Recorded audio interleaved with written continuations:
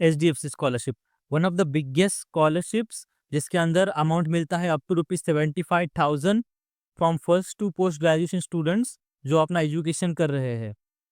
और one of the biggest scholarship है ये इंडिया की, जिसके अंदर बहुत सारे स्टूडेंट को फंड एलोकेट होता है हर साल, लेकिन बहुत स्टूडेंट्स को ये स्कॉलरशिप नहीं मिलती है। और बहुत सारे स्टूडेंट्स का फॉर्म इसी स्टेज पे अटका रहता है, या फिर सबमिटेड पे, short listed for document verification पे, सिलेक्टेड फॉर नेक्स्ट राउंड पे, टेलीफोनिक इंटरव्यू ऑन होल्ड पे, या फिर फाइनल सिलेक्शन अवेटिंग पे। अभी भी बहुत स्टूडेंट्स का फॉर्म इसी स्टेज पे अटका हुआ होगा। इसका मीनिंग क्या होता है एग्जैक्टली? बडी फॉर स्टडी की सिलेक्शन प्रोसेस होती क्या है, कौन से स्टेप्स होते हैं उसके बीच में, सारी चीजें चीजें जानेंगे इस वीडियो में। बहुत बार मैंने आपको एप्लीकेशन प्रोसेस के बारे में बताया है, सिलेक्शन प्रोसेस के बारे में बताया है कि क्या होता है, कि शॉर्ट लिस्ट होता है, उसके बाद डॉक्यूमेंट वेरिफिकेशन होता है, पर्सनल इंटरव्यू होता है, उसके बाद फाइनल सिलेक्शन होता है। लेकिन इस बीच में की प्रोसेस एग्जैक्टली होती क्या है, तो सारी चीजें जानेंगे इस वीडियो में। और इसी तरीके से हर चीज़ जानने के लिए, हर छोटी न छोटी चीज़ जानने के लिए, एचडीएफसी स्कॉलरशिप रहो या फिर कोई और स्कॉलरशिप रहो, so stay subscribe to our channel, क्योंकि अभी भी 92.5% लोग स्कॉलरशिप से अनअवेयर है।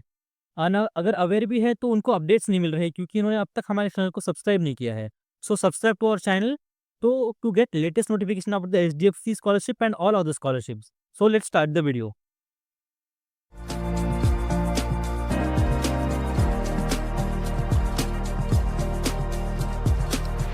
तो सबसे पहले मैं बताऊँ कि एग्जैक्टली ये अपडेट्स होते कैसे हैं। जब आप स्कॉलरशिप फॉर्म सबमिट करते हो, तो वहाँ पे सबमिटेड आपको दिखाई देगा। उसके बाद कुछ टाइम बाद आपका डॉक्यूमेंट वेरिफिकेशन दिखाई देगा। उसके बाद सिलेक्टेड फॉर नेक्स्ट राउंड दिखाई देगा। उसके बाद telephonic video interaction on hold दिखाई देगा। उसके बाद फाइनल सिलेक्शन अवेटिंग, उसके बाद सिलेक्टेड या फिर नॉन सिलेक्टेड आपको समझ में आ जाएगा। लेकिन ये स्टेप्स है क्या? इनमें होता क्या है एग्जैक्टली? और यहाँ पे आपका फॉर्म अटक क्यों जाता है, उसके आगे क्यों नहीं बढ़ता है? आपने देखा होगा कि बहुत सारे स्कॉलरशिप्स आपने अप्लाई किए हैं आपके बडी फॉर स्टडी के सेक्शन में, लेकिन कुछ scholarship selected for next round में अटके हैं, कुछ scholarship shortlisted for document verification में अटके हैं। उसका होता क्या है, ये सब सारी चीज़ें मैं आपको बताऊंगा। सबसे पहले आपको दिखाई देगा, जब आप फॉर्म सबमिट करोगे तो आपको सबमिटेड दिखाई देगा, ठीक है। इसका मतलब क्या, आपका फॉर्म आपने सबमिट कर दिया है और ये फॉर्म बडी फॉर स्टडी की टीम को तक पहुंच गया है। उसके बाद क्या होता है, वो जो आपका फॉर्म है वो डॉक्यूमेंट वेरिफिकेशन की स्टेज में चला जाता है, ठीक है। इसका मतलब सबसे पहले आपकी इनिशियल स्क्रीनिंग होगी, जिसके अंदर आपके फाइनेंशियल नीड और आपकी मेरिट लिस्ट के बेसिस पे, सॉरी एकेडमिक आपका रिकॉर्ड के बेसिस पे आपको शॉर्टलिस्ट किया जाएगा। उसके बाद सेकंड राउंड होता है, जिसके अंदर आपका डॉक्यूमेंट वेरिफिकेशन होता है। सो बहुत स्टूडेंट्स का क्या होता है कि वो डॉक्यूमेंट्स जो अपलोड करते हैं वो एक्सपायर्ड होते हैं, नॉट वैलिड होते हैं। अगर वैलिड होते हैं तो प्रॉपर मैनर में नहीं होते हैं। इसका मतलब क्या होता है, बहुत स्टूडेंट्स फीस रिसिप्ट अपलोड करते हैं, बोनाफाइड अपलोड करते हैं, लेकिन वो भूल जाते हैं कि वो सर्टिफिकेट पे स्टैम्प कॉलेज का नहीं है। उसके वजह से क्या होता है, डॉक्यूमेंट वेरिफिकेशन में वो उनका मतलब बहुत ज़्यादा चांसेस होते हैं कि फॉर्म रिजेक्ट हो जाए, या फिर उनका क्या कह सकते हैं कि जो इनकम सर्टिफिकेट है वो वैलिड नहीं है, पिछले साल तक वैलिड था, उन्होंने कोई पुराना डॉक्यूमेंट अपलोड किया है। उसके बाद उनका मिनिमम क्वालिफिकेशन नहीं है, क्योंकि आपकी मार्कशीट में जो मिनिमम परसेंटेज है और जो रिक्वायर्ड है वो मैच नहीं होते हैं। तो उस वजह से आपका फॉर्म यहीं पे अटक जाता है, उसके आगे फॉर्म आपका नहीं बढ़ता है, ठीक है।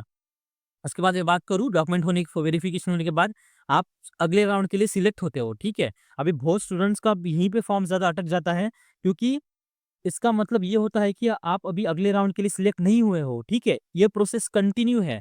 आपको ये याद रखना है कि जब तक इस स्कॉलरशिप का full and final last batch का रिजल्ट नहीं आता है, तब तक आपको होप लूज़ नहीं करनी है। क्योंकि क्या होता है, एक साथ बहुत सारे फॉर्म्स आते हैं उनके पास, तो उनका ऊपर बर्डन बढ़ जाता है, तो टाइम लगता है आपका फॉर्म स्क्रूटिनी करने के लिए। तो स्टेप बाय स्टेप आपका फॉर्म आगे बढ़ता है, ठीक है। तो सिलेक्टेड फॉर नेक्स्ट राउंड होने के बाद आपका टेलीफोनिक इंटरव्यू राउंड होता है, ठीक है, जिसके अंदर आपको बड़ी फॉर स्टडी का एक तो टेलीफोनिक राउंड या फिर वीडियो इंटरेक्शन के लिए आपको कॉल आएगा। कॉल आने के बाद आपको वो क्वेश्चंस पूछेंगे, आपको रिकॉर्ड करना है या फिर आपको कॉल पे बताना है सारे क्वेश्चंस का आंसर, फिर आपका इंटरव्यू होगा। फिर उस इंटरव्यू को वेरीफाई किया जाएगा, ठीक है। वेरीफाई होने के बाद आपके सारे जो आंसर्स है वो चेक किए जाएंगे, और उस बेसिस पे आपका फाइनल सिलेक्शन अवेटिंग होगा। तो यहाँ पे भी कुछ जनों का फॉर्म अटक जाता है, क्यों? क्योंकि फाइनल सिलेक्शन अवेटिंग में फाइनल अप्रूवल या फिर फाइनल स्टेज में आपका फॉर्म चला जाता है, उसके बाद जो स्कॉलरशिप प्रोवाइडर होता है मतलब एचडीएफसी, वो और बडी फॉर स्टडी की टीम मिलकर इस फॉर्म को अप्रूव करते हैं। अगर फाइनल सिलेक्शन अवेटिंग में आपका फॉर्म सिलेक्ट नहीं होता है तो इसी स्टेज में आपका फॉर्म अटक जाता है। आपको ये मेन चीज़ याद रखनी है। अगर आपका फॉर्म सबमिटेड में है, आपका फॉर्म अगर आगे सिलेक्ट नहीं होता है, तो आपका फॉर्म इसी स्टेज में अटक जाएगा, आपका मतलब कंप्लीटली, ठीक है? अगर शॉर्टलिस्टेड फॉर डॉक्यूमेंट वेरिफिकेशन होता है तो भी इसी स्टेज, उसके आगे नहीं बढ़ता है तो इसी स्टेज में अटक जाएगा। सिलेक्टेड फॉर नेक्स्ट राउंड में भी इसी स्टेज में अटक जाएगा अगर आपका फॉर्म आगे नहीं बढ़ता है, ठीक है? उसके बाद आपका फाइनल होता है अवॉर्डेड या फिर नॉट सिलेक्टेड। अवॉर्डेड मतलब आपको स्कॉलरशिप मिल गई है, नॉट सिलेक्टेड मतलब कुछ रीजंस की वजह से आपको ये स्कॉलरशिप नहीं दी जाएगी, ठीक है? उसके रीजंस वहाँ पे मेंशन होते हैं तो वो आपको चेक करना होगा, ठीक है? तो ये सब सारी चीज़ें होते हैं उनके सिलेक्शन प्रोसेस में, ठीक है? और मेन रीज़न आपका फॉर्म अटका हुआ है, इसका मतलब ये नहीं है कि आपको ये स्कॉलरशिप के लिए रिजेक्ट किया गया है या फिर आपको ये स्कॉलरशिप के लिए सिलेक्ट किया जाने जाने वाला है।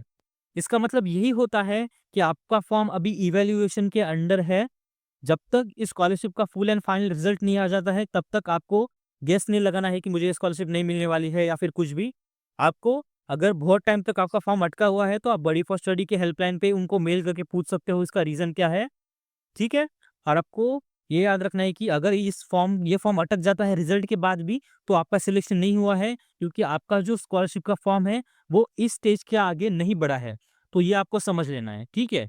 So that was all for today's video. अगर आपके इसके रिलेटेड आपको अगर कोई भी अगर इन्फॉर्मेशन चाहिए हो, तो आप कमेंट कर सकते हो।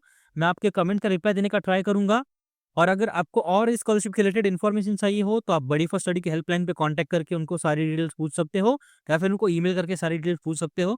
मैं कंटिन्यू एचडीएफसी स्कॉलरशिप या फिर सारी बाकी स्कॉलरशिप के रिलेटेड अपडेट्स प्रोवाइड करता हूँ। तो इसकी वजह से follow our WhatsApp channel and Instagram account to get latest notification about the HDFC scholarship and all other scholarships. So that was all for today's video. Like this video, subscribe to our channel ताकि आपको सारी चीज़ें accurate time to time मिलती रहे। मैं इसी तरह HDFC scholarship का फॉलोअप आपको कंटिन्यू प्रोवाइड करूंगा कि कैसा स्टेप हो रहा है। अगर आपको कोई भी इशू आता है तो आप नीचे कमेंट कर सकते हो। अगर मुझे उस बारे में पता हो तो मैं आपको बता दूंगा, अगर नहीं हो तो आप बड़ी फॉर स्टडी हेल्पलाइन पे कॉन्टैक्ट करो। Thank you so much for watching this video.